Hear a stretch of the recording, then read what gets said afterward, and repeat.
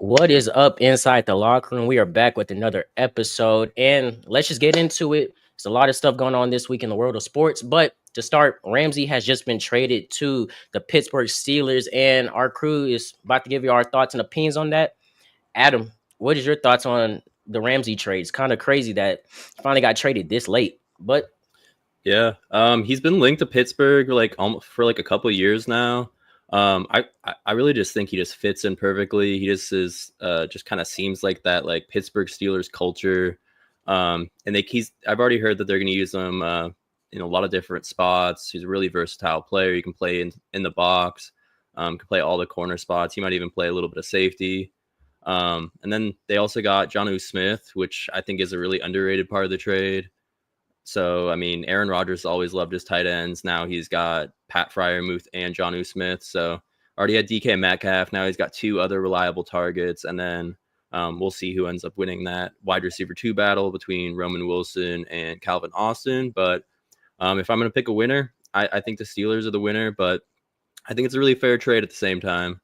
I think Miami gets a great player and Minka Fitzpatrick as well. And yeah, I think it's going to be a good trade for both players, and it ends up being basically like the Minka Fitzpatrick and Jalen Ramsey swap ends up being basically like a 1-year deal, and so if they play really well, they can like end up staying on the roster for like multiple years. But what's your thoughts on this, Deuce? I mean, I see this like as a pretty like even trade. Like as a lot of people say, you get these are two players like that are I won't say like it's the end of their career, but they're on the decline of their career. They're not as productive as they once used to were. Mm-hmm. But I do think this is a fair trade for both sides. Just how I'm because I think both teams have their benefits that they get from the trade, and they have like I'm just gonna say it like this. I like that the Steelers get Jalen Ramsey. I like that they get Jonnu Smith. That's another weapon. The only thing I question just with Jonnu Smith is how is Arthur Smith going to like include him into with the other two tight ends. You got Pat Fryermuth, you got Darnell Washington, two other tight ends that I could believe that could be tight end ones on different teams. If I'm being honest, so it's just my question is how is Arthur Smith going to use all three? But I like this because it takes away from all the attention on DK Metcalf and like you said, Roman Wilson and who's the other receivers they got right Calvin Austin. Calvin Austin, and then you could also say Woods if you still count him as a Yeah, productive receiver. still But a wily vet. yeah, and then on the Dolphins side, I like that you get Minka Fitzpatrick back. He's already familiar with the city of Miami. New coach and all that stuff, but at least he's still familiar with the city of Miami. You get a 5th-round pick, and then plus they just got Darren Waller out of a retirement. It may not be the same as Jonnu Smith, but at least y'all found a replacement for something cheaper. Because I believe that they traded Jonnu Smith just because he was supposed to be getting paid up this next season, and they Mm-hmm. weren't trying to pay him all that money because he's going to ask for that money. So I think it was a smart cap space move by the Dolphins. Same with giving away Jalen Ramsey. He's getting paid 21.6 million. I don't think they're trying to pay him that. Minka Fitzpatrick's cap hit is way lower than his. So I think Dolphins cleared up space. They got a returning player. The Steelers got a player that's already going to be a good defensive player that can be added to an already stacked defense. We already know the Steelers are going to be a top defense in the NFL. And you get Jonnu Smith, another offensive weapon. Now, it'll be interesting to see if he lives up to the same expectations he did in Miami because, like I said, there's been times where people go to do new teams and they don't perform the same. But we all hope for the best. I want Jonnu Smith, to do well, exceed well. But I just see this as a very fair trade. But I probably give if if I'm being honest, I probably give the Dolphins a B minus, the Steelers a C plus. I just don't. I think Ramsey's getting paid a little bit too much, and I don't like the Steelers got to pay him that at 32, and you're getting paid 21.6 million a year. I don't like that for a declining cornerback, but This you man, know, it I think just I think I keep saying I think it's a fair trade, but there's really no more depth I can go into breaking it down. Michael, did you have any thoughts on the trade? first I'm gonna give off who won this trade, and I'm gonna go with Adam with this one. I agree. I think the Steelers won this trade. I've always been a big fan of Jalen Ramsey. I think he is a very electric, energy, locker room kind of guy. He gives off that dependable atmosphere that any Steelers fan or Dolphins fan, wherever he would end up, Jalen Ramsey is just somebody that you can always use in your defensive back room, and I think the Steelers addressed that.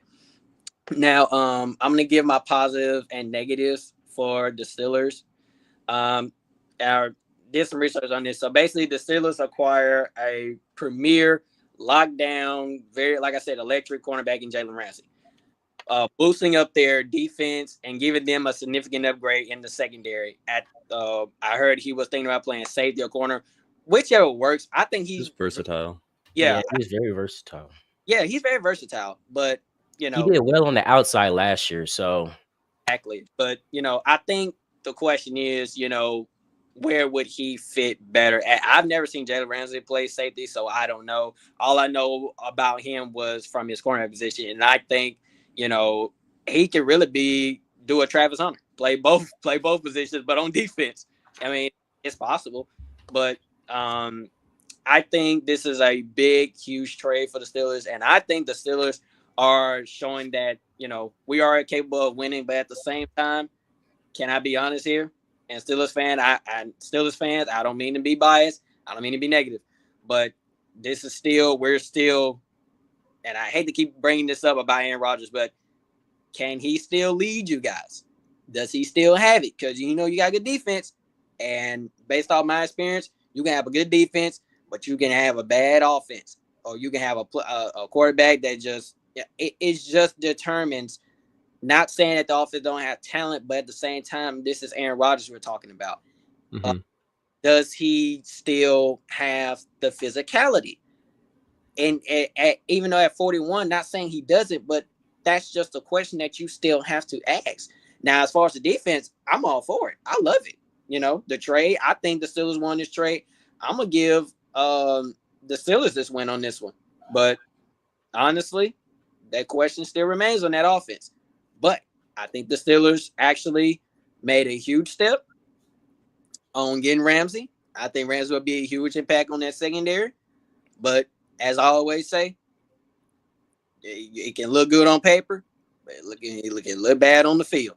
You never know. Yeah. It'd be ironic if they were just 9-8 again. And I mean, Ramsey is coming already into like a stacked secondary of, Darius Slay, Elliott, Juan Thornhill here, Joey Porter Jr. So you got experience, developed secondary, so he doesn't have to worry about taking all the load, Yeah. He can play a little bit in the box even. He can play linebacker. He's a good hitter. Yeah. The secondary is stacked. Like I said, you got Darius Slay, who I'm also super underrated. I forgot.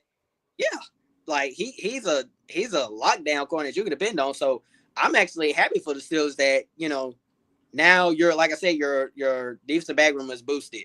So I mean, like I said, this ain't got nothing. I'm just saying. And I know something that I forgot to mention is that the Dolphins did lose Javonte Holland to the Giants this free agency. So getting Minka Fitzpatrick was a replacement player. They felt the hole. They got rid of Ramsey. That's why I keep saying I will see this as the most even trade. But jumping into the NFC East room, and I'm going to actually let Adam answer this first. What is your thoughts on the Cowboys running back room? It's pretty crowded. You got 5 running backs who can very well all much make the roster. But what is your thoughts on who should make the roster? Who should make the practice squad? I mean, I've heard that Javonte Williams is getting most of the snaps with the first team. Miles Sanders has been just mixing it a little bit. So, I mean, you got the 2 veterans. Javonte Williams has definitely battled some injury issues over the last few seasons, but I mean, he's still got the potential. He's a good pass catching back as well. So I like Javonte Williams to probably lead the backfield early, but then we got the rookies. They took Jadon Blue in either round 4 or round 5. I really like him long term. His biggest issue is probably his fumbling problems in college, but he's electric with the ball in his hands. He's a really fast, speedy guy. And then you got Phil Maffa, who maybe projects as like the long-term power back. Also had a very good college career. 2 really underrated rookies that maybe don't jump off the page at you and didn't have high draft capital, but we've seen it with late round running backs, how many times that they've emerged before. And then you've got Deuce Vaughn, kind of the forgotten man who I don't necessarily think will make the roster, but yeah, it's going to be an interesting backfield to watch because there's 4 or 5 of them. Probably really the 4 that'll be in the mix for serious touches, but probably Javonte Williams to start. But Deuce, what are your thoughts? Well, I'm gonna start with the rookies first. Mm-hmm. You got Jadon Blue, Phil Maffa. Phil Maffa, just came off a 1,115-yard season, 8 TDs at Clemson. He's that power back that the Cowboys need. They've had their issues scoring in the red zone in the past years, and I think we really saw this like 2 years ago or last year, when they had just Zeke and Dowdle, and then even when they just had Dowdle and Pollard. So you always saw that they needed a power back, like that AJ Dillon type power back that can just go and score the ball in the red zone. And I think the Cowboys getting Phil Maffa is a great pickup for them. But my thing is, I don't know if he'll make the a starting position, obviously, because he's a rookie. He came in the 7th round. It'll be interesting to see that.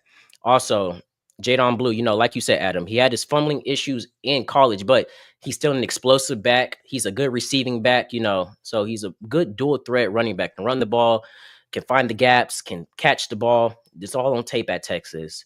I think you're pretty spot on with the nail when you said Deuce Vaughn, the forgotten man. I think he was kind of buried behind all the last 2 years, Zeke, Pollard, and Rico Dowdle. I think since he was just the odd man out, it kind of didn't really work the best for him. We wanted to see him. I mean, coming out the draft, I kept saying maybe this can be the next Darren Sproles 2.0, but it hasn't happened. It hasn't happened. Sadly, I think he's the odd man out.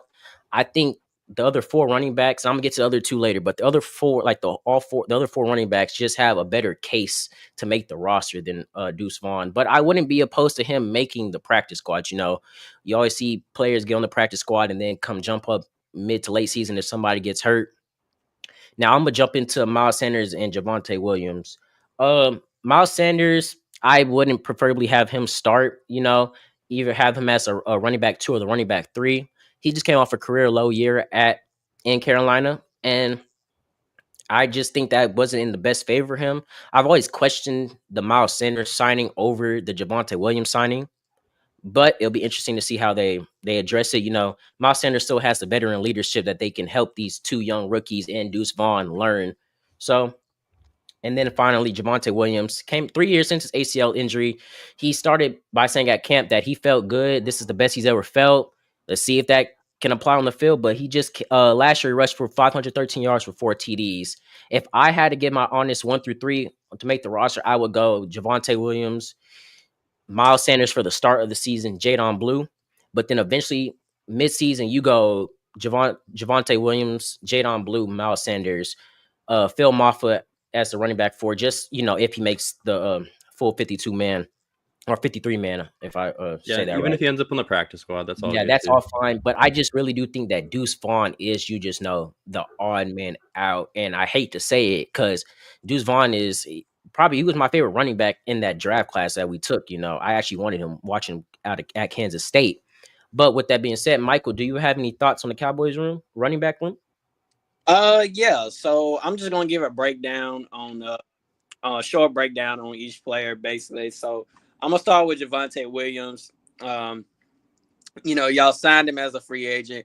Williams is looking to rebound after a knee injury and less than a stellar 2024 season. I think, with Javonte Williams, I think this will be a bounce back season for him. Like I said, a story of redemption or, road to glory or something like that, whatever you want to call it.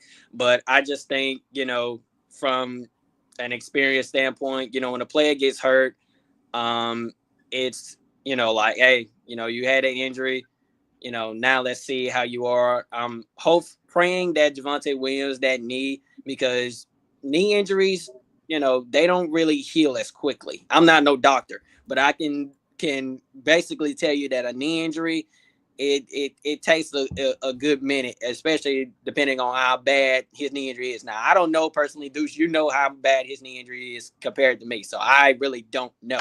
But let me ask you this: how is his knee injury? He was hurt 3 years ago, and I mean, the year after he came back, you definitely saw like a dip in the production. I think he had like 200 yards that year.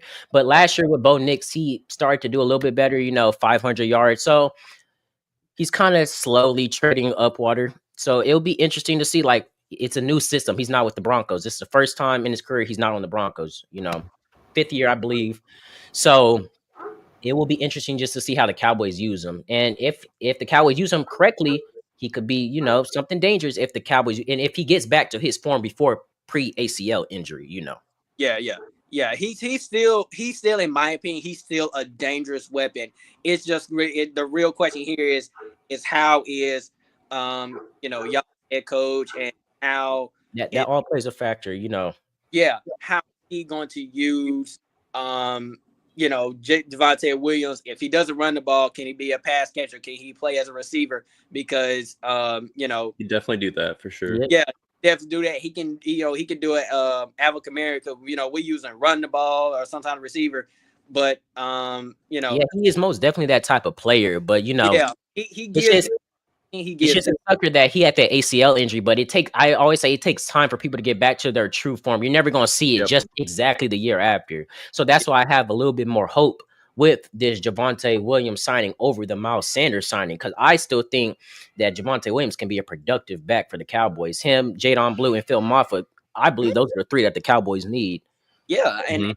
with Miles Sanders, seeking a fresh start after a challenge Panthers, I don't think it was challenging. I think it was just more of like they didn't have a good, offensive scheme, and then plus they didn't really have a really good offensive line to where they can use him and he can use his explosiveness. So I think him going to Dallas is actually a pretty darn good thing. It's just like I said, the question here is where do you use him? That's the same thing with Jaden Blue. The rookie running back was drafted 5th round and is expected to compete for playing time. How you use him? It's so many questions that you can use it in with Phil Moffitt. Another rookie was drafted in the 7th round as depth. Where do you use him? At the same time, it really just determines who is going to make this roster. And the preseason is going to determine. That's why I love the preseason. I don't care what nobody says preseason. They don't count preseason. It's not as exciting as the regular season. It's not about the excitement. It's about the players that we picked up, who is going to stay, who's going to make our team better, who is going to give us that trust for a key to the future. That's with Dallas, that's with Seattle, Adam, that's with New Orleans. The preseason determines what do we have. Do we have a good enough roster? Do we have good enough players that we can keep? That's what it comes down to. So this whole running back room, and Deuce, I think you can agree with me on this. The preseason is basically just going to determine, what y'all got, in my opinion. Yeah, and the last thing I'll add is the running game should be improved just because of the offensive line. Tyler Smith has been playing really, really good for that Cowboys offensive line for the last few years. And then now you add a guy like Tyler Booker, who's projected to play right guard. So you have those interior offensive linemen that can really move the defensive line, and then hopefully create some pockets that weren't there for the Cowboys last year. Want to move into NBA? I'm just going to say one more little thing. Yeah. I think that this Cowboys, getting Tyler Booker in the draft to help improve the O-line, and if it works how the Cowboys should think, I think this O-line could be very, very good for the Cowboys. That can help the running backs. Definitely. That's what teams need. You need a good O-line and a good running back. I think that helps you score the ball really. And having an upgraded offensive line. I always say, like, I remember one of my favorite content creators, he would always say the Cowboys need to run the damn ball. I feel like now they can finally do that, and that's why I keep saying this offseason for the Cowboys, for me at least, was an A, because they tackled all their needs and they added more depth to the position. Now we're debating about who should start for the Cowboys running back room, when last year we were just figuring out who is the Cowboys running back, Zeke or Rico Dowdle. And Rico Dowdle had a good season, 1,000 yards. But jumping into our final NFL topic, Travis Hunter just signed a 4-year, $46.65 million contract with the record $30.57 million signing bonus. I'm just gonna give my quick thoughts on that. I think if he deserves it, I most definitely believe he lived up to the hype in college. I will always say this: in college is different from high school. You know, you can be a star, 5-star player in high school, go to college and get beat out by a 2, 3-star. Travis Hunter went to Colorado, Jackson State, and did incredible things. You go to the NFL, you get drafted by the Jaguars, and I believe that's his reward. You get that record signing bonus that we just don't see often. And actually, Michael, I know that you're a Travis Hunter fan. What is your thought about this? Man, let me tell you something right now. That deal, that is the world's craziest deal in my opinion. This man is getting 5.2. No, I think he's getting 5.2. He was already getting $5.2 million in the NIL deal, and now he's getting more and more. And honestly, this is huge for Travis Hunter. But at the same time, I want Travis Hunter to like let your production do the talking. Like, even though he's done that in college, he did that in his high school time and stuff like that, no doubt. But money does not mean anything. Contract do not mean anything. I mean, contract might, it's important because it depends on how many years you're going to play, no doubt. But I think what we all need to tell not Shador, but Travis Hunter is, this contract is big for you and your pregnant wife. But at the same time, you need to take this seriously, because all this money you're getting, if you don't play up to the hype, bro, that's gonna be dead money for Jacksonville. And we all know that none of our NFL teams, whether it's the Cowboys, Saints, Seattle, we don't like that money because that messes with our cap space. I'm not saying Travis Hunter. I think Travis Hunter is going to live up to the hype. I honestly believe so. But I'm just saying, and I have to throw that out there because, like I said, even though he's done well in college, he did well at Colorado, and he's going to be a huge impact to the Jaguars organization. I think Travis Hunter is the future of Jacksonville, Florida. Jacksonville organization, Jacksonville fan base. This is a step in the right direction. Now, here's another question. Despite of Travis Hunter being on Jaguars, how can you build around that if I'm Jacksonville? Do they have enough firepower to have a season, a good season, a winning season with Travis Hunter? That's the thing, because Trevor Lawrence, he has struggled in the past. But has he developed? Will he develop this year? Because you got a good running back, you got a good receiver. The offensive line, it's decent. But at the same time, is it enough? Is Travis Hunter enough? No, let me take that back. Travis Hunter is enough. No doubt about that. But is this roster enough to not only have Travis Hunter, but to help the Jaguars organization to have a winning season in their first year with Travis Hunter? That's the question he asked. Yeah, I'll jump in real quick. Trevor Lawrence is definitely like the make or break aspect. Brian Thomas Jr. had a breakout season, even with Lawrence injured. Even Mac Jones balled out with Brian Thomas Jr., so he proved he's QB proof. And so Travis Hunter can just play that wide receiver 2 role. I think he's going to make Brian Thomas Jr. even more efficient, which is crazy. Right. And I mean, they're a team that could surprise. They're a team that could still go like 7-10, but I mean, I think maybe they could end up going like 9-8, maybe pushing for a playoff spot. They're definitely one of those wild card teams, like a big X factor in the NFL. And then I expect a big bounce back year from Travis Etienne now that they've got the rest of the offense solidified. But yeah, no, I think Travis Hunter deserves the money. The biggest thing I've heard coming out of training camp is that all of it, like, he's just a competitor. All of his teammates are just saying how great of a competitor he is on both sides of the ball. I'm sure they were unsure, like most of us, like, can he do it from both sides? Yeah. But Josh Hines Allen has been backing him up and just saying how big of a competitor he is. But now we'll jump into NBA a little bit. And we've got a very special guest joining us from the Lakers room. And also another special guest. We're going to talk a little Lakers basketball and some NBA free agency. Welcome. Thanks for joining. If you guys want to just introduce yourself real quick. Yeah, what's up, guys? Government name is Malcolm. Thank you guys for having me on. I had a few different monikers in my day. It's probably my second, third podcast. But the Lakers Room Sports has always been a real passion of mine, diehard Lakers fan, and with the journalism, it all adds up. I brought in a friend of mine. His name is Big Chutch. He's actually an artist out in LA.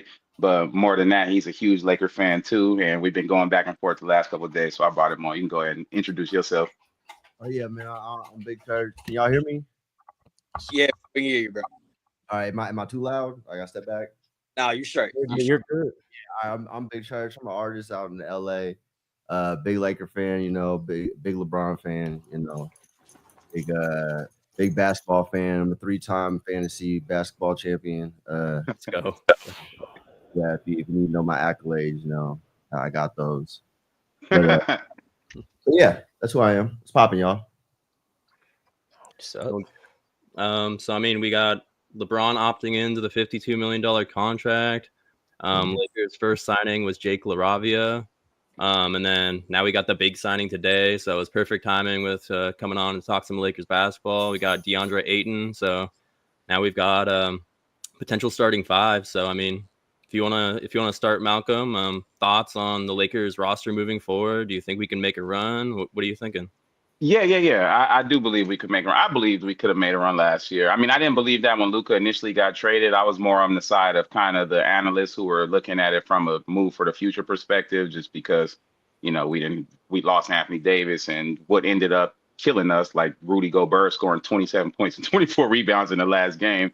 I feel like if you look back, a lot of people were kind of saying that's what would happen in the playoffs when it came down to it. But the Lakers went on such a run when they got Luka, and then a lot of it was on the defensive end, but it just wasn't sustainable. But I do think that DeAndre Ayton, I would have rather us figure out a way to pry somebody like Daniel Gafford. But I mean, I don't think that was going to happen anyway. I've watched DeAndre Ayton a lot on the Suns. I didn't watch him as much on Portland. Extremely consistent in the mid-range. I think he gets the soft label just because he doesn't always do his work in the post. And on top of that, he doesn't finish strong. Like, he might get it right there next to the rim and lay it up rather than tear the rim down, at his size, which is, surprising. But he's consistent. He's been averaging a double-double since he came in the league. He's a good free throw shooter, which was my cause for pause on Nick Claxton, because I'm like, I don't want to watch another Jackson Hayes, and then he's having a great regular season, and for whatever handicap or the next, he becomes unplayable whenever, things get intense. So I actually didn't really want Nick Claxton too much. I feel like DeAndre Ayton might even be an upgrade above that, truthfully, because he's consistent on defense. The only thing I will say, I don't like his games played over the last 2 seasons. I think he's at 55 and 40, but I don't think the Cavs train was as bad. When you get into the NBA stuff, you start realizing, like, behind the scenes, they probably knew they was gonna get rid of him and go in another direction. So they probably said, just don't come back. But I'm excited about the moves. I think the Lakers will have a chance to make a run for sure. You want to chime in there? Is it Big Church? Big Church, yeah. Yeah, I definitely agree. I think that there's a lot of concern about people saying that he's soft. I think that sometimes he should be a little bit more adamant on defense, but I think that he's made a lot of good defensive plays over the time, especially his time with the Suns.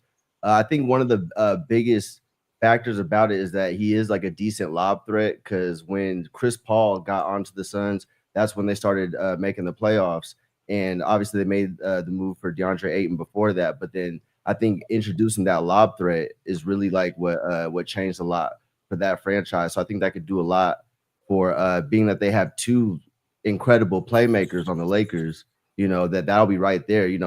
Jackson Hayes was supposed to be something like that, but he just, I don't know, he has a bad temperament problem. He's bad off the court. He's bad, not that great on the court. He's going to get teched up in like the first quarter. So like, it's not really a great move. So I think that was one of the better moves for a center that I would have liked to see.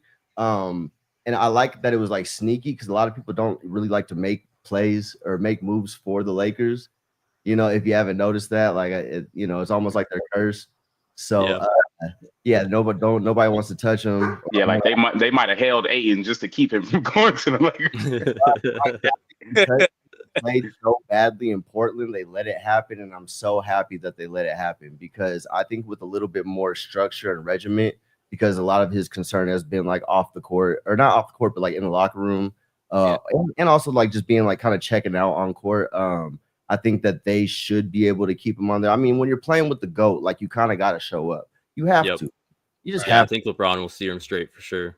Yeah, be the man. And if I could add on to that, he does have slight motor issues. That is one thing I have noticed with DeAndre Ayton. But from watching him in Phoenix, if you got somebody like Chris Paul, who, don't get me wrong, Chris Paul, I don't know where you guys have him in the all-time point guard rankings, but he's up there. Luka Doncic is, I mean, he's a point guard, but what, he's 6'8", something like that. He turned Jackson Hayes during the regular season last year to, I think he was leading the league in like field goal percentage for a while, but it's really just off of Luka. Luka's going to pretty much put it there, and Ayton can finish. Even if he don't finish the way you want to, he's a good finisher, and he's got great hands. Let me throw that in there. Right. Yeah, no, I'll say with Jackson Hayes, he looked so good. Even defensively, he was one of the highest defensive rated centers going into the playoffs, and then just kind of looked like fool's gold in the end. We just got exposed by the Timberwolves. But I think Ayton, like Big Church said, he's just a great lob threat. And I mean, that was Luka's number one request when he got onto the Lakers last year, was just get me that lob threat. Because I mean, he's like the best player at playing at his own speed. And like his deceleration metrics are off the charts. So just like, he doesn't run, he doesn't go fast, he doesn't dribble fast, but like just playing at any speed and just having that lob threat is going to be huge for him, I think. And yeah, I mean, now we've got Luka Doncic, Austin Reeves, Rui, LeBron, and DeAndre Ayton. It's a solid starting five now. I mean, the motor issues that was definitely good to mention that there. So maybe like Jackson Hayes maybe can still play that role off the bench of just coming in and just like motoring around, because I mean, at least he's a good hustle player. And then Jake LaRavia, I think it's LaRavia. I mean, he's just like that kind of like lanky power, or not power forward, but forward.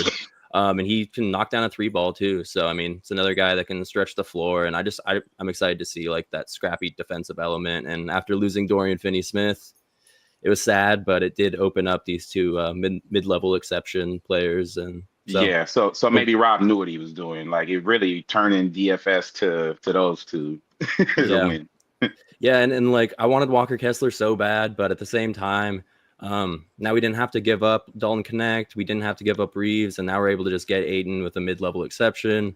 And then it can be kind of like a prove it deal. And if the Lakers go on a run this year, and maybe we can end up signing him for a couple more years, or I think it is a 2-year deal, but it's like 2 years, $16 million or something. So with the NBA money, that's nothing crazy. But Deuce, did you want to chime in with any thoughts? I'm gonna give like my quick thought on this real quick. I watched Jackson Hayes, like watching Jackson Hayes last year in the regular season. You'd have thought the Lakers would go into the postseason, make it to the conference finals, championship finals, if I can say that right. And just watching him, I think it took me one game to watch him in the postseason to be like, this is not it, We're not gonna win. Back against us on that game 5, the final game. So I think we went into the offseason like, hey, center is the position the Lakers need, and we knew that all season really, but I thought Jackson Hayes could get the job done just for the season. But this offseason, like you said, I wanted Walker Kessler, but at least we didn't have to trade for him. Got Ayton, and Addy, remember how I told you when I saw the reports that Ayton could possibly be a Laker and DFS didn't resign, I was like, maybe this is what Rob wants. You get rid of DFS and you bring in 2 centers. So lose somebody, but you gain 2, centers, and you still got Jackson Hayes on the roster that can still be productive. So I most definitely think that this is a team that can compete and contend for a title. I'm gonna keep saying that. I think it's the top 3 team in the West, and I like that. I love that Luka and DeAndre Ayton are already familiar with each other. They got the same agent, So I think they have a little bit of chemistry, and that can show on the court. And I think this is going to benefit from the Lakers. Lakers point. But the West is a tight race. You got the Rockets, you got the Spurs, you got Dallas. Every team in the West you could have a case to make the playoffs. So it'd just be interesting to see how this Lakers roster turns out. The West is locked. The West is definitely. It's just Wild, nowhere Wild nowhere West. that you can nowhere compare that to the East right now. The West is just like you keep saying the wild wild West. That is a tough. Any team could possibly be a 1 seed. Like you could have a 6 seed as a that could really be technically a 1 seed. So Right. Yeah, I think it's going to be like Thunder and Rockets leading the way. The Rockets moves they've been making are pretty crazy. Yeah, bringing in Finney Smith, getting Clint Capella. I know I'm missing one Kevin Durant. person. Oh, I mean, yeah, obvious. Yeah, definitely Kevin Durant for sure. Which like people, they hate on his defense, but other than Amon Thompson, he was the number 2 player for opposing field goal percentage when he was like the primary guarder. So I mean, oh, wow. and then he's a walking 50, 40, 90. He's scored 25 points. So I mean, now you have that go-to fourth quarter score. So I mean, I think the Rockets are going to make some serious noise. Thunder got to be the favorites. I mean, they have so many first round picks on the roster already, like Aaron Wiggins and what's his name? Forgot for the other guy, but they're making huge impacts and just kind of the guys that just have to step up at any time and when you're not getting many minutes. So really impressive the way the coaching staff was able to keep them all ready. And then they're going to add Nikola Topic next year as well, who didn't he's supposed to be a top prospect and didn't play at all. So I mean, you're adding all of that pedigree to an already championship roster. So I mean, I think they got to be the team to beat. But I think the Lakers could be a sneaky team to get that 3, 4, 5 seed. And yeah, I mean, I most definitely think that like they needed that consistent center. You know, Aiden has averaged 14 and 10, or he averaged 14 and 10 last year, but he's averaged a double almost all of his career. Let me say that. So that's what the Lakers need. They need a consistent guy that can show up when they need it. Now he does have his flaws, you know, but you can work on that. And let's hope the injury bug doesn't hit him because you know he has had that issue in the past few seasons. But I like this pick for the Lakers. In fact, I loved it. I love it too. Yeah, that was perfect. I'm gonna say this firsthand. Based off experience with Jackson Hayes, you know, he was on the Pelicans for a good minute, and he was actually a pretty decent draft pick. He gave good defensivity, he gave good rebounding, but when it came down to, you know, needing him the most, he wasn't there. And I'm just gonna, you know, tell y'all this now that, you know, Jackson Hayes was really just a boost for a temporary boost. And I'm gonna say that respectfully, because like I said, you know, Jackson Hayes, he's a good player, no doubt, but he's not that player you can depend on when it comes down to playoff time. I'm just gonna say that respectfully. But I think this pick that y'all got with Aiden, I actually like it because one, it gives y'all an elite core. Two, it gives y'all offensive poise. And then plus with Aiden's potential, you know, he's a 7-foot guy at the age of 26. I thought he was a lot older than that. I thought he was like, yeah, he's still pretty young. He's 30. When you look like at him, 6 years in the league. That's what I'm saying. He's 26, which is kind of crazy, but he still has potential to develop. And then plus, you know, I'm also add this out there: improvement title odds. You know, like, you know, odds makers have slightly increased the Lakers' odds for winning the championship after Aiden signing. So the championship push is definitely there. The defensive consistency. Aiden still has that defensive effort, intensity. He has that physicality. But at the same time, I just spoke with a person on Facebook about this. Despite of the signing, you know, with LeBron, I think LeBron is like 40 now, and he's going to be 41 at some point. Yeah. Going to year 23, never happened before. Right. The main question here is, despite of LeBron's age, will Aiden give that scoring possibility? Because one thing I've noticed that LeBron, he still can score, but there are going to be times LeBron's going to be like, hey, you know, pass you the ball, do what you got to do. You know, like I can think back to, man, he passed the ball to somebody and he told him to shoot or whatnot and he shot ACP. it. Yeah, ACP. Yeah. That's what I'm saying. Lakers champion 2020. That's what I'm saying. It's really going to determine, can Ayton score the ball? Rebound is good. Defense is good. But at the same time, how's that shooting percentage? How's that free throw percentage? That's the thing that, you know, as the Lakers organization, because I believe all you guys are Lakers fans on here, right? The thing, like I said, can Ayton score the ball when LeBron can't? Because LeBron is not going to be trying to do all that, you know, do all that scoring. Like I said, you know, he's at 41. He still is in good shape. But Aiden's going to have to develop on that, you know. Yeah. And I'm Can I gonna say respond to that? Jackson Hayes. Yeah, Jackson yeah, Hayes, go ahead. man. You go first. I got something.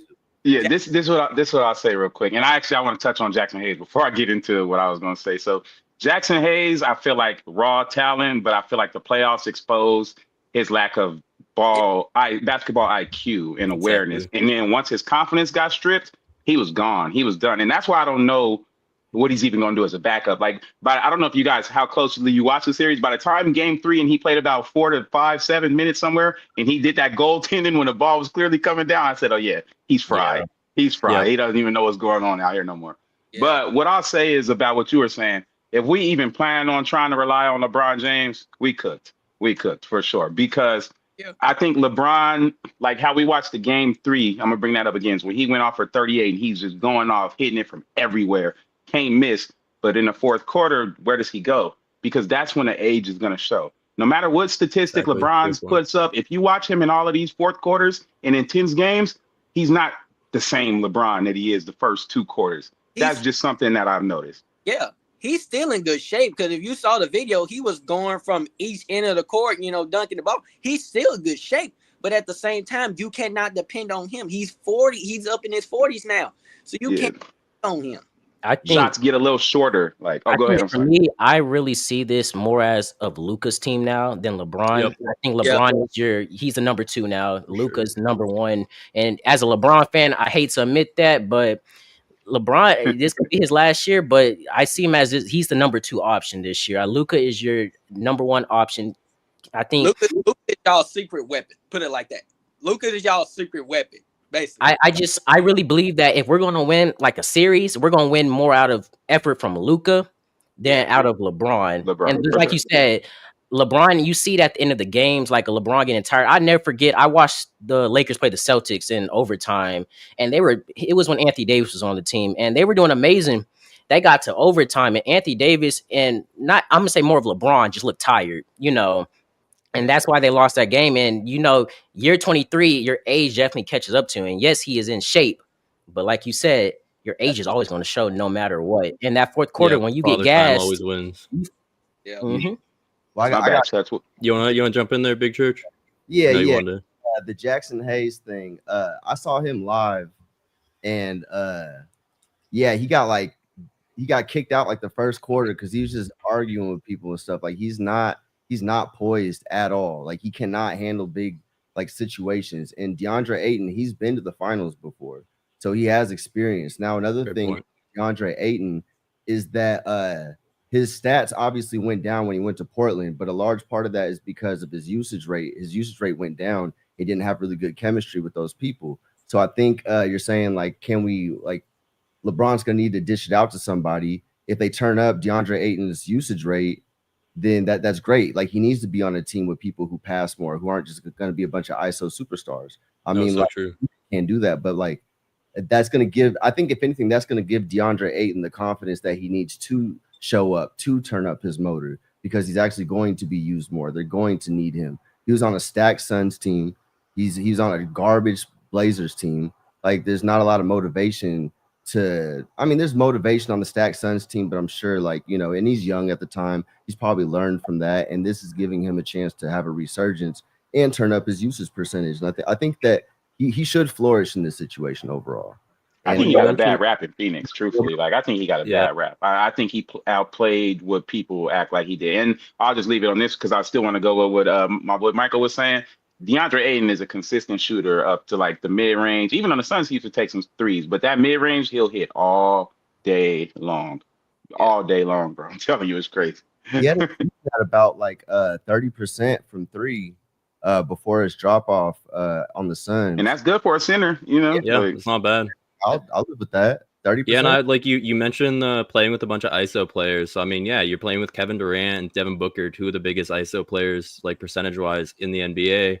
It's not like he checked out, but it takes you out of the game a little bit. So I think playing with Luka and LeBron, two guys that love lob threats, 2 guys that'll take a guy off the dribble and then are always looking for that extra guy to pass to or looking for that lob threat. It's gonna be wonders for him because Jackson Hayes, he looked like, I will never say he was an all-star, but he was playing at an all-star caliber level for a couple games there. And it was purely First just because bucket parlay, Jackson Hayes.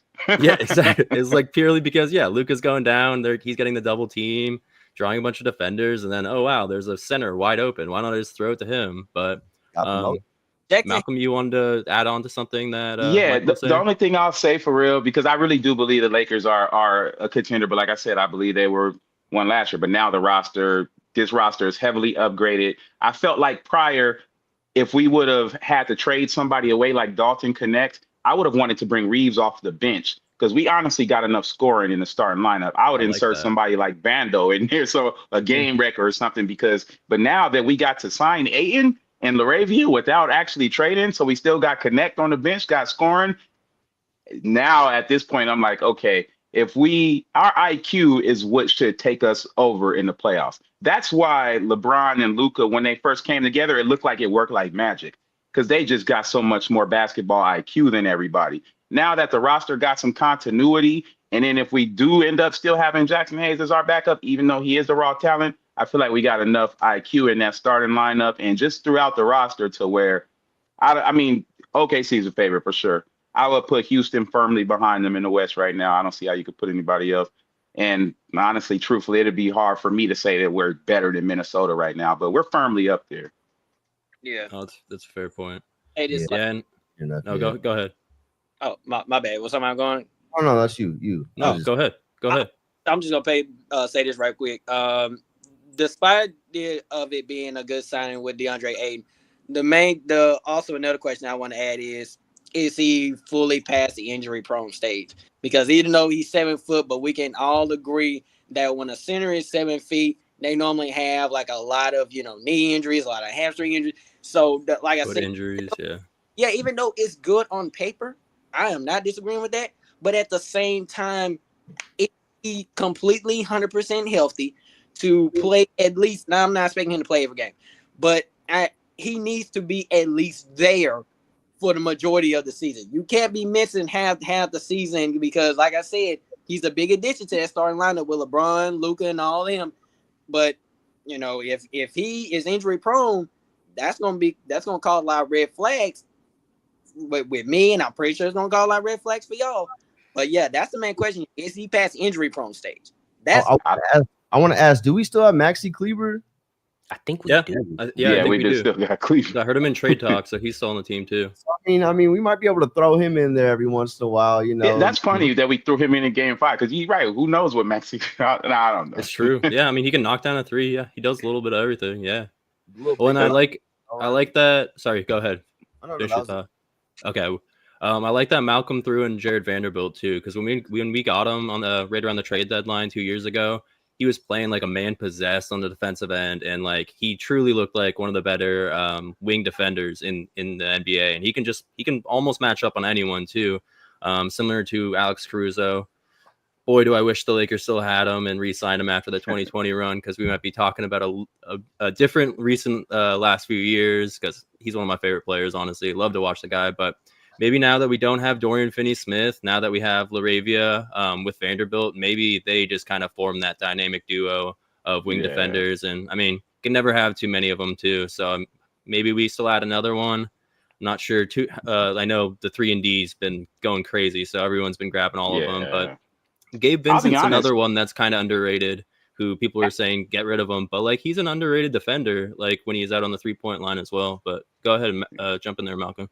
Real quick, I'll be honest. I feel like at our best last year, 2 names that don't get a lot of credit was Jordan Goodwin and Jared Vanderbilt. That's what I was just huge reason why the Lakers was ranked number 1 in defense for a while. Like, I definitely agree. Goodwin is nice. He is super nice. I think that usage needs to be turned up like at least 2-3-fold, because he can really knock down shots, especially like he's almost like a Bruce Bowen, like, you know what I'm saying, like.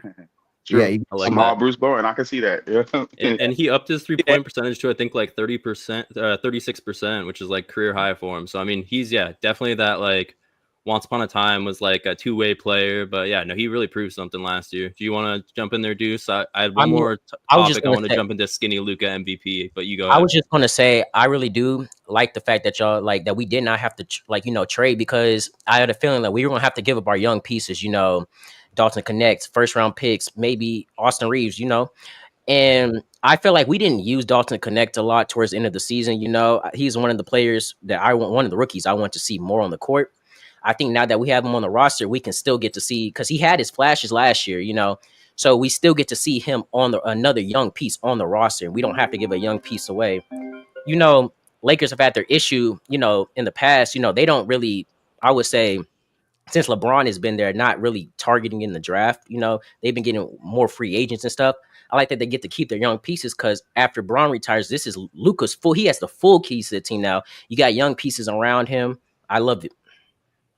And one player I'll add that we haven't mentioned before we talk maybe skinny Luka MVP hype, Bronny James. Like, I already heard over the last month that he's going to be a part of the rotation. Maybe that changes a little bit with the Laravia signing, but like, he's another guard that can come off the bench. And I hope we give him like 15, 20 minutes, because he started to show something towards the end of the last year. Agreed. It just depends on if you give. Go ahead. If you give the young brother like time to develop, he's gonna give you what you want. You know, let's not forget, Bronny is still skilled. He's still quick. He still has the dribble moves. LeBron taught him good. You know, from father standpoint, LeBron, you taught him good. And I heard KG compare him to like a young Kobe Bryant, like the way he moves around the court. Like, I won't go that far, but like, if KG's saying it, like, I'll listen to it. Like, that's give him a few praise. Give him a let him get in the rotation a good amount of time. I think he'll get adjusted, just like he did in the G League. You know, he adjusted faster than anybody expected. You know, 25-5 in the G League, like, that's serious numbers. So you put him in that Lakers rotation, let him get his reps. I think in no time, by midseason, you got a solid rotational player. At least by the end of this season, you got a solid rotational player. I've always been high on Bronny, you know. Agreed. And what he did in the G League just backed up the talk, you know, even more he can manage in the NBA. If you can score on, we don't see a lot of G League players scoring on Giannis nowadays, right? Let's say if you can take Giannis off the dribble, you can do anything. That's facts. He did do that. He did. What I'll say is KG needs to pick another name, but yeah, right. I did watch Bronny, and I feel like it's crazy. The last clip I posted right before I jumped on here with y'all was Jovan Buha at the Lakers facility, and Bronny was talking about he was nervous last year, and that's all I seen at the beginning was just a lot of nerves. Truthfully, he's got the raw talent, he's got the size, he's got the explosion. He's got some sort of court vision. He's got good handles. He's a great defender, a great defender for his size, for sure. So yeah, I think if he plays like he played on South Bay, in control, and not only was he scoring, he was facilitating, then yeah, we're gonna have a new Bronny James this season. Nervousness is expected. And you know, but I would the James last name on your back. Yeah, I'm gonna say this last thing, but I'm gonna say this to the audience, bro. What y'all gotta say about Bronny now? Y'all say it. I'm Stephen A, where you at? You know what I'm saying? That question. Y'all are all talking about, Bronny's only made to the NBA because his dad, he don't have potential. You saw what he did in the G League, right? Now, what y'all gotta say now? I mean, he's gonna be on the roster. He has talent. He has the physicality. If you make it to year 2, then that means you showing something for sure. Yeah. What you think, Church? I just think 20 minutes with the ball in his hands, he's gonna give you 20 points at any given moment. He's the fastest player on the court at any given moment. He's like, super. You just watch him. He's faster than everybody on the court. Like, I saw him live. He was just faster than everybody. It's crazy. He's moving like a flash. Like, he just needs to, get comfortable. He needs to just have the ball in his hand. He's the type of player you put the ball in his hand, regardless of whether he's the one scoring. Something good's probably gonna happen. He's either gonna get to where it's supposed to go. He just needs to get comfortable. That's all it is. And I just don't know how many minutes gonna really be there for him though. But yeah, I'm excited to see. Yeah. Saying like 15, 20 minutes. Yeah, like maybe that changed with the free agents they got now. But I mean, you're mentioning that defense. Like, that's just another 3-and-D player. Like, he does look like he has that 3-point stroke at times towards the end of the season. And after those big G League games, I know there were some players out, but it's like one of the only games he got like serious minutes. And I think he had like 17 or 20 points or something in the NBA. So, I mean, there's a lot of potential there. But I mean, final topic, unless someone else has something else after this. We got skinny Luka. We got him motivated. Thanks to Nico Harrison for motivating the guy. Big shout out to him. And I mean, I've seen him locked in the gym. I've seen a lot of videos of him over the last few weeks. He looks very, very motivated. Looks like I mean, you could have given him MVP many other years where he's had like 28, 7-7, or even closer to like 34. 30, yeah, like 34, 10-10. Like he's been robbed of the MVP. He's been like top 3 many years, but now that it's truly his team, LeBron maybe can play some more off ball. But I mean, that's another interesting thing is if him, Reeves and Luka, if LeBron, Reeves, and Luka they're all ball possession players, so that's still going to be something that they're going to have to work through. But thoughts, Malcolm? Do you think Luka is a favorite for MVP, dark horse for MVP? I think he's the favorite, and for a couple of reasons. Obviously, for the reason that you said, him being motivated, him getting back into shape. But I also think the business of basketball is lining up for him to be MVP.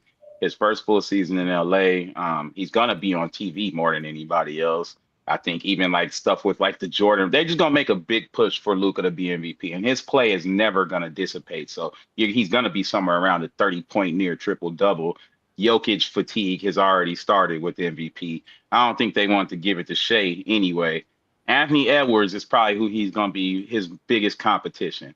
I see it either going somewhere to like, or at least them wanting it to go to. Now, obviously, a lot of things can happen in the season. It could go anyway. But I would say as a betting man, if you're somebody who got $100 to just go put on some future bets, I would absolutely put that on Luka, the MVP. His first season in LA, Luka is going to turn into a mega star. He might have already been one, and he already played in the Lakers a little bit. This the full season, it's gonna be a whole different story. Like Luka Christmas Day in LA, dropping shoes like Kobe. Like, oh, it's gonna be turned up this year. I got a wild take for MVP. Honestly, I think that Anthony Davis might mess around and show up. I think he might because he got the keys to Dallas, and Dallas got a lot of good pieces, but and Kyrie down. To gravitate around Anthony Davis, and if he stays healthy, he's going to be able to show up without sharing the load with somebody like LeBron, or even before when he had to share the load with DeMarcus Cousins. He had to share that in New Orleans. Like back in the day, people forget, like he was putting up like 30 and 20, like close to that, like back-to-back games. Like he was dominating, and that's why they brought him to LA, and then he had to share the load with LeBron. This is the first time we're going to see him after that. Hey, Cooper Flag might win Rookie of the Year and MVP before Anthony Davis.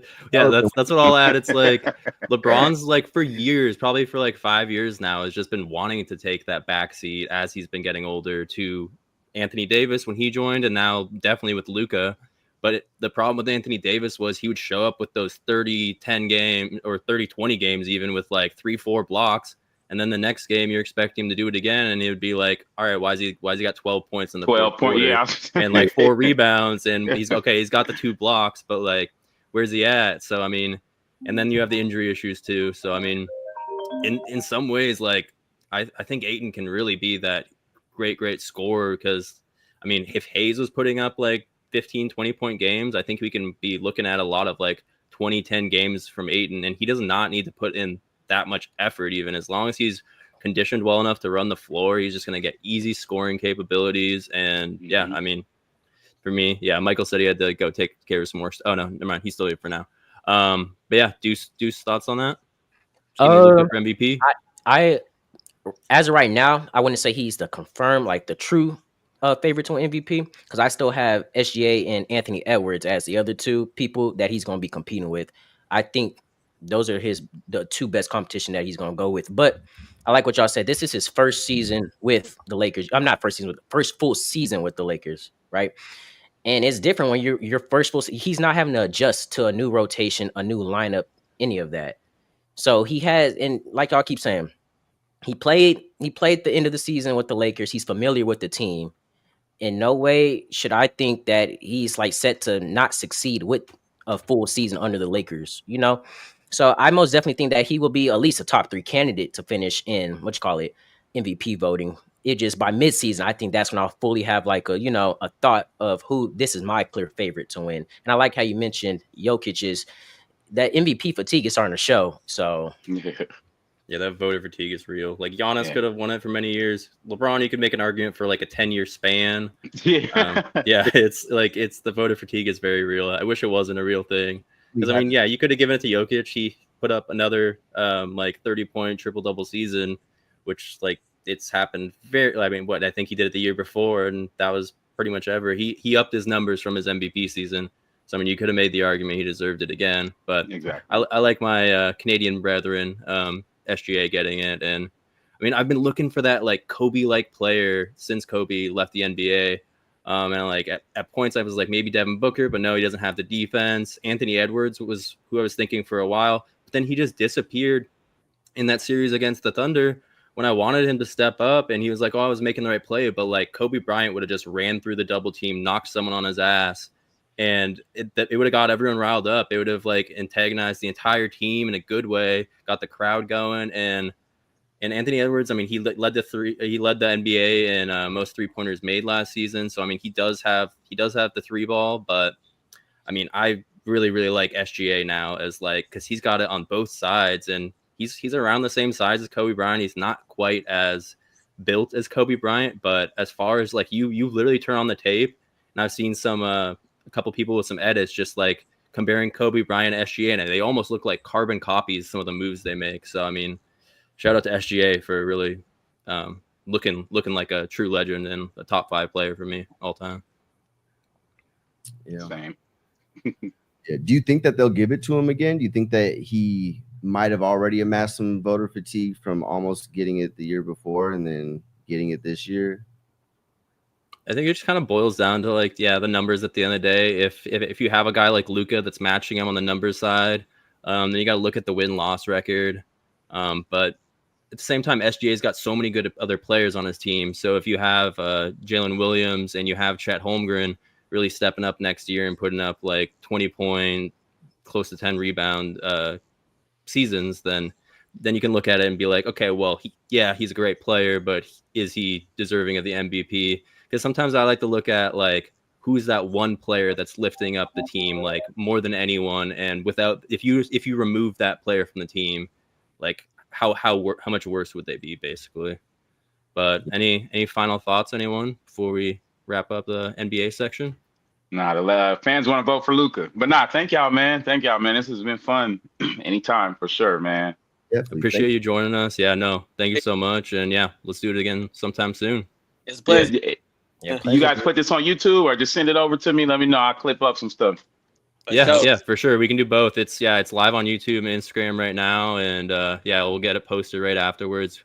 We don't really edit it as much anymore. Quick on the NFL stuff I heard y'all talking about. No, Aaron Rodgers does not have it anymore. Aaron Rodgers didn't have it last year whatsoever. I don't think so either, but I mean, I don't know. We'll see. One more. If Travis Hunter don't come through like Jalen Ramsey came through, then what is he really doing?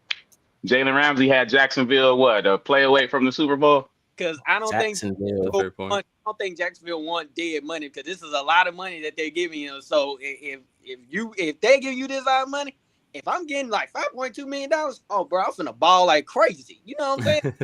Yeah. Now y'all NFL knowledge is crazy. So that was fun to listen to, man. I appreciate you. Yeah, I'll say about Travis Hunter, it's like I've never seen a harder worker ever in NFL history. Like to play that amount of snaps, even in college on both sides of the ball, is crazy. And he was like the top student at his school too. So I mean, it just shows the ball knowledge, the real IQ, the basketball the NFL IQ. And I've already seen him make some crazy plays as a DB, like just staying with whatever receiver and then just making one-handed catch, like pulling, like cradling into his body. And he's catching without gloves on. Like the man can do everything. For me, it's just going to boil down to, can he stay healthy? How many snaps are you going to give on both sides of the ball? I'm heard it's going to be offense first, and then it's going to be defense secondly. So I mean, we'll see. It's going to be, I think, maybe give him like 200-300 snaps on defense, and then like hopefully like over 500. But like when you get into that 800 snap territory, that's when you start talking about injuries, especially for a smaller guy. This is the NFL stage, so there are going to be a lot of good route runners. There are a lot of shifty receivers. Travis Hunter going to be lined up with a lot of good players. My thing is, can he adapt? Even though, yes, he did good at Colorado, at the same time, this is the NFL we're talking about. It's a whole different ball game, whole different atmosphere. Can he develop? Because he's going to be, like I said, he's going to be lined up with some really, really good fast receivers and some shifty route runners. So it's just going to boil down to, can he adapt? I think he can, but the preseason is going to help determine that. Yeah. Oh, yeah. That's another thing you said. You was like, people say preseason ain't entertainment. Preseason not for the fan. Preseason is for the teams. But I'll let y'all go. But I'll tell you this: what you said about Travis Hunter. To me, he has like some of the best ball skills I've ever seen. He's That one crazy. catch alone that I watched him make, I think they played, was it like North Dakota State the first game of the year? That last touchdown catch. I said, oh yeah, Like right side of the end zone. This is unreal. This is unreal. Yeah. No, for real. And like Brian Thomas Jr. is going to be the wide receiver 1, so it like takes the pressure off of him a little bit, where he can just be that secondary contributor. And I mean, you probably heard it earlier, but Trevor Lawrence is the guy that needs to step up, because I mean, he was the number 1 overall pick. I mean, he's got the physicality. He's like, that's why people haven't dropped him in rankings too much, and that's why he's still got the big over $50 million per year contract, because he's got all the tools. It's just he's got to prove it again. Like 2 years ago, he had a pretty good season, but I think the bounce back year is coming. But we're gonna have to wait and see for sure. But thanks again for joining us. Yeah, send me gamer tags, guys. I play. I'm not good at 2K, or I don't play 2K too much, but I play college football and Madden a lot. Okay. Yeah, I'll have to get back on those. I used to play them back in the day a few years ago. Big Church, man, it's a pleasure to meet you, man. Malcolm, right? Yes, sir. Hey, man, it's a pleasure to meet y'all over there, man. Like, hey, it's a huge honor meeting y'all, brothers. Yeah, hope I get to see y'all at some games, man. I'm gonna have some stuff coming, so I'll reach out to you guys. That's a big bet. Sounds good. Yeah, let's keep chatting. All right, Touch, appreciate you joining us. Nice to meet you. Sir. All right. All right. So MLB. Mm-hmm. Well, I'm gonna give out my Pelicans topic right quick. Oh yeah. Jump in. I'm just gonna jump in on this Kevon Looney sign right quick. I think that this is a huge signing. This is a huge signing for many reasons. 1, veteran leadership. 2, rebounding, and 3, defense. Plus it's a low risk contract. It's a 2-year, $16 million deal. John Dumas, man, he's proven that he is the guy for the CEO position. He has made some big moves, and I think signing Kevon Looney is a big move. I've always been a huge fan. He was a big impact for the Golden State Warriors in that championship run. Yep. Now that pedigree. He can give us leadership experience, give us championship experience. He would give us game time experience. This is huge because, like I said before, we need a center. And even though we did address that in the draft, but Quinn is a rookie. He still has a lot to develop. But I think signing Kevon Looney, I didn't think we were going to get him. I think this is one of the biggest signings besides when we signed DeMarcus Cousins. I think this is one of the biggest signings in the John Dumas era as a CEO. And I love this move, and I really hope that, like I said with Aiden, he's not injury prone. He can give us what we want. I think the future is bright for New Orleans. It's starting to lead towards that way because we got some good draft picks. We got talented. I think the roster is definitely developed completely with the young core that we have with Jeremiah Fears. Man, I'm going to Derek Queen. I'm so excited to see what he has. Derek Quinn, like I said, I've watched him in the playoffs and in the tournament over there in Maryland. He was a big, huge factor with that offense. The rebounding, the ball handling, the everything in particular. I'm just ready to see, is this a step in the right direction with a new CEO? Now, this is make or break for Willie Green. I really think the Pelicans should have let him go, honestly. But John Dumas want to give him another chance. I'm okay with it. But, this is make or break for Willie Green. And if with the roster that we have, if we don't at least make it to the play-in or at least the 8th, like we're really the play-in. If we really can make it to the play-in, cool. I'm down with that. That means we're getting somewhere. Yeah, step forward. Yeah, but if we don't get there, Willie Green has to go. One thing I'll add is you mentioned Kevon Looney and just like the championship pedigree. He's been there before. He's got the leadership. So now like you have Zion, who we already know about the off the court issues. Yeah. So maybe if assuming that gets sorted, maybe Looney is a really good impact on him. It's just as far as making the right decisions both on and off the court. And then Derek Queen, who some people are saying like shouldn't have spent so much to move up, because if the Pelicans aren't in that play-in tournament, and if they don't end up doing really well, then you're giving up like potentially a lottery pick next year or like definitely a top 15 pick. But yeah, no, I love the Looney signing. It's a really underrated signing just because it can really help develop a guy like Derek Queen, who has all the confidence in the world. He said he's the best player in the draft. Like, I love to see the confidence, honestly. Some people would say cockiness or arrogance. It's professional athletes like that. The confidence is a good thing. You need it. Yeah, it's confidence. It's confidence. That's all it is. And like I said with Jeremiah Fears, aka Zero Fears. That's what I'm gonna start calling him now. Yep. The guy, great one.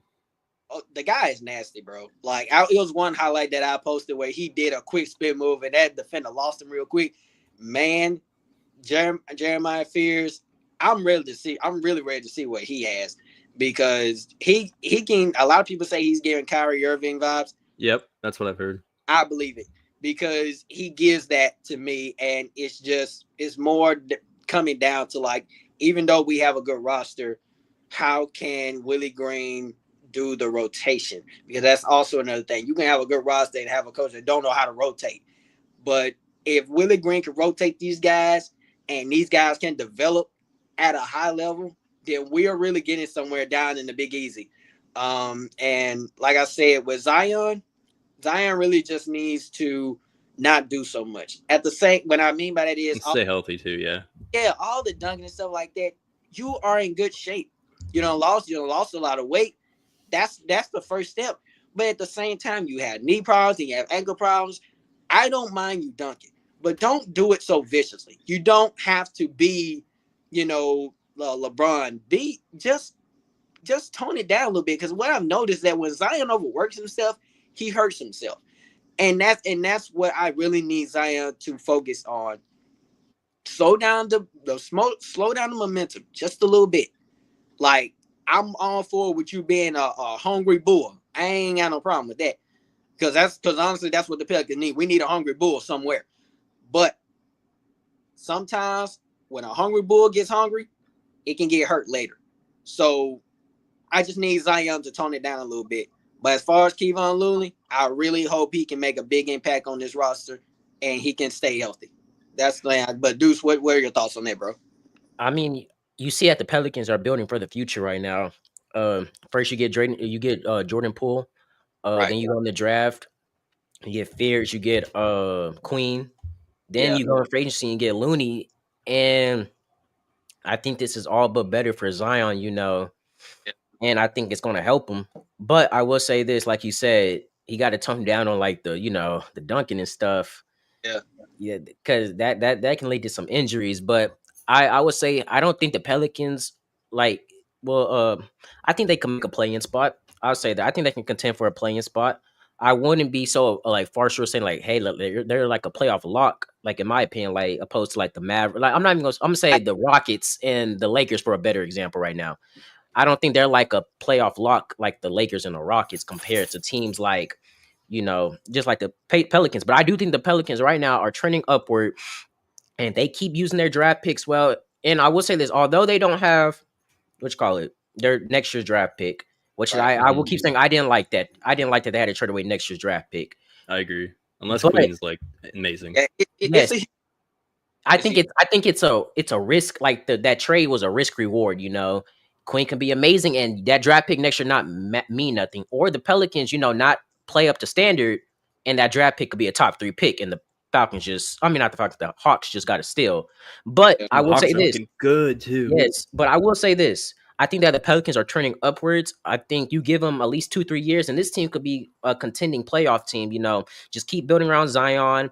Keep putting keep building. How would you say? Would you say Zion is like the face of the team right now still, even though despite all the injuries?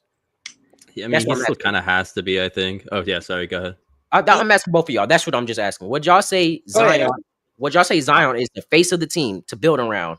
Because that's what I'm trying to figure out how to finish my sentence. Because if you have all these players and you're putting them next to Zion, that is good for him. But if he's not the face of the team, and a player like Jordan Poole, who y'all just traded for, and they see him as the face of the team, which we don't know yet. I don't know, Michael. Who would you say is the face of the team? You're the Pelicans fan. Honestly, I'm still leaning towards Zion, but I'm gonna give, let's say Zion doesn't really, give off that, face of the franchise. It could be Jordan Poole. It can be It can either be those two new rookies y'all got. Jeremiah Fears, yeah. It could be Jeremiah Fears. It could be Derek Quinn. It could be Alvarado. I think my main point is though, this team is young, right? If this team does well in the draft picks, whoever does become ending up the face of the franchise, you can keep adding young players to this team. This team is young. They're not old like they were, I'm not old, but like older team, when they had like Brandon Ingram and CJ McCollum, they got younger pieces, they can build for the future. Take notes out the Spurs and the Thunder playbook. But like I said, I think this team could be a playoff contending team. Give it 2 or 3 years. You just got to keep building around whoever is the face of the team. Right. A couple of things real quick. I think Zion's he will be the face of the franchise until he is not on the team or until there's another number one overall pick. Just because he was drafted so highly, he came out of Duke with such a high upside. People always love to make the LeBron James comparisons anytime that next great player comes out. Zion, player in the draft back then. Yeah, no, exactly. He was if not the top player, definitely the most talked about player.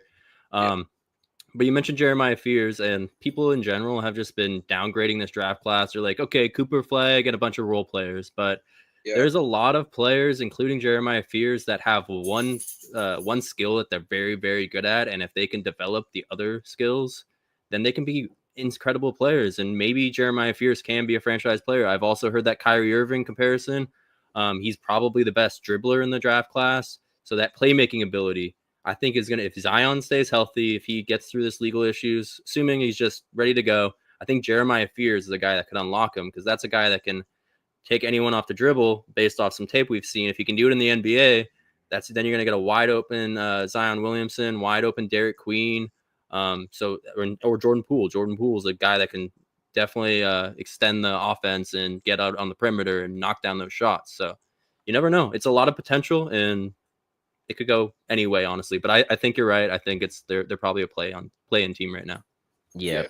I just think the Pelicans, I think when I see teams, that are like in the young phase, I think the Thunder and the Spurs did it right with building a team, But that's just what I'm gonna leave my take at. But jumping into our MLB and finishing this off with our MLB segment, we got some shakeups in our top 10, and I'm gonna let Adam go first, give his top 10, but it's been kind of a wild week in the MLB. I saw the Cubs and the Astros play, and that was really for me the battle of who would be my second and third seed or my third and fourth seed in this week's power rankings. And ultimately the Astros won the series 2-1. That does not take away from the Cubs play. They're still an amazing team. But Adam, your top 10? Yeah, I mean, we've seen a lot of bottom tier teams like the Marlins that went 9-1 last year, 9-1 in this last 10 games. So I mean, we're seeing bottom tier teams that are making runs right now. We're seeing the top teams, and maybe the Mets just were a little bit of fool's gold, where they had the best pitching staff, and then now they have I think they're 30th in ERA over the last month. So we're seeing a lot of really good teams that are dropping off. Some of it is with injuries, but some of it isn't. And if you have to head out, Michael, it's all good as well. I know you were saying when we got into baseball, you were going to, but no worries either way. But here we go with power rankings. I got Dodgers staying at 1. You could kind of go interchangeably here with the Dodgers or Tigers, but I got Dodgers 1, Tigers at 2. I still have Cubs in my 3 spot, but you could easily put the Astros there. I got Astros at 4, Yankees at 5, but it's really iffy right here because you have a lot of these teams that are 4-6 in their last 10, 3-7 in their last 10, but are still very good rosters. Then after the Yankees, I got the Phillies at 6. That's another one you could swap them either way with the Yankees probably. Rays at 7. They're right behind the Yankees right now. And depending on today's results, I think both. I know you said the Blue Jays are up earlier. The Blue Jays can tie for first place. The Rays can tie for first place today, depending on what the Yankees do.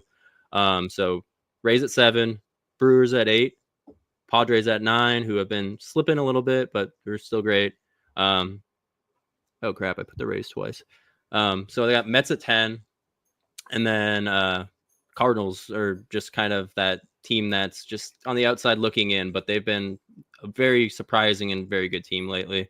But Deuce, power rankings on your end? I think ours is pretty much like the top part. It's the same. I got the Dodgers, the first spot. Second spot is the Tigers, but that could be very much interchangeable, right? Those are your two best teams in the AL and the NL. Then, like you said, the Cubs and Astros could be so like interchangeable, but this is why I give the Astros a 3 spot. And this, I hate it. I hate to put the Astros this high, but they just beat the Cubs in a 2-1 in the last series, so I think that just gives them the little edge over them. But the Cubs Yeah, coming at that's 4. fair. I got the Phillies at 5.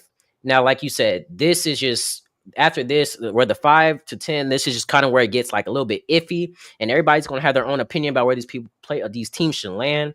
But when you have these teams like in this spot losing, like let's say beating a good team and then losing a series, I'm gonna give the Rays for example.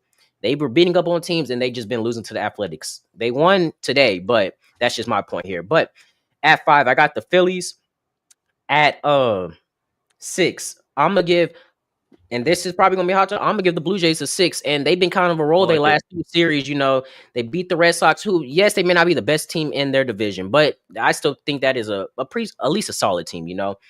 Then right now you're winning the series against out of 4, you're winning the series right now 2-0 against the Yankees, and I think they're up 8-6 right now or 7-6 against the Yankees. So I give the Blue Jays probably that 6 seed right now. Then the Yankees at 7. You hate to see the Yankees have kind of a little bit fallen like the last month. A couple of series have not gone their way. The Rays at 8. At 9, I would give it to the Brewers, and then at 10, the Padres. And the Mets just slipping out. They've been on a kind of a losing streak. I think they lost the last 4. Yeah, they've lost the last 4. They don't look like the same team they did at the beginning of the season, like the team I watched compete with the Dodgers a month ago. So I most definitely think that would just be my top 10. But, this is the MLB. Series can go either way. We see the Rockies. Yep. We see the Rockies can win a series, whenever we don't expect it. So I think next week 162 game season. You're gonna have a lot of like So 5-6 game losing streaks. next week next week we could see a new bottom 6 through 10 team. So it's just that's what I like about baseball. But concluding this episode, next week y'all don't want to miss out. Another episode 15 of Inside the Locker Room. More NBA, more MLB talk, and going around the league. As always, I'm your host Deuce, or co-host Deuce, co-host Adam, and then we didn't have Benji on the stream today, but he will be back next week. And Michael just left, gave his shout outs to everybody. As always, thank y'all for watching. Make sure to keep tuning in into Inside the Locker Room and share our content. But as always, love y'all guys.